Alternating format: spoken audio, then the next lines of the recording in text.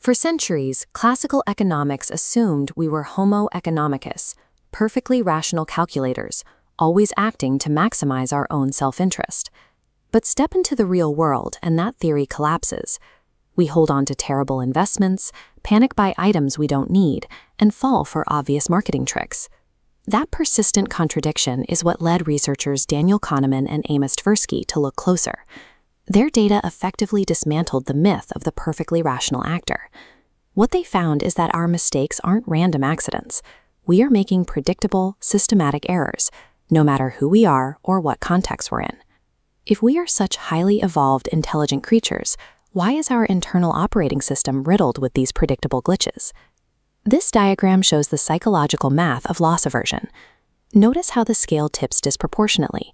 Losing a specific amount of value actually hurts roughly twice as much as gaining that exact same value pleases us. Marketers know you fuel that pain, which is exactly why they weaponize scarcity. A limited time only warning triggers a rush to avoid losing out, forcing a purchase regardless of your actual needs. Then there is anchoring. This happens when your brain's ability to calculate objective value gets hijacked by the very first number you are exposed to. Look at how this chart visualizes the anchoring effect. By showing you a fake original price of $300 first, this lower 150 tag suddenly feels like a bargain because your brain measures the relative drop instead of the item's true worth. We also actively filter information to protect our worldviews through confirmation bias. We eagerly accept new facts that support our existing beliefs while conveniently ignoring any contradictory data. Individual overconfidence and herd behavior, when scaled across entire populations, function as the primary drivers of massive economic anomalies like financial bubbles and market crashes. This diagram visualizes bounded rationality, Herbert Simon's framework explaining our cognitive biases. Watch the processing path hit a physical barrier. This wall represents the human brain's limits. We lack unlimited time, infinite processing power, and perfect information. Because we can't calculate the absolute best outcome, called optimizing, we settle for satisficing, finding a good enough answer.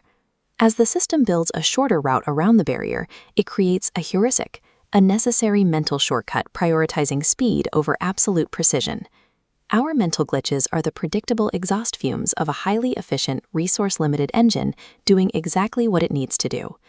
From an evolutionary perspective, these irrational shortcuts were highly effective survival strategies that kept our earliest ancestors alive. Reacting twice as strongly to a potential loss, or instinctively copying the group when they ran, meant the difference between life and death in a dangerous, unpredictable environment. The issue lies not with our biological wiring, but with the modern, complex environment in which we are trying to use it.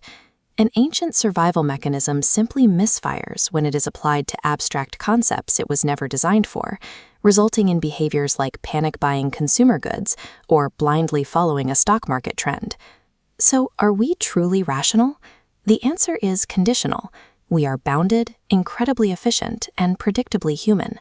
True logic in modern life doesn't come from pretending we are perfect calculators. We make better decisions by recognizing and proactively planning around the predictable ways our brains cut corners.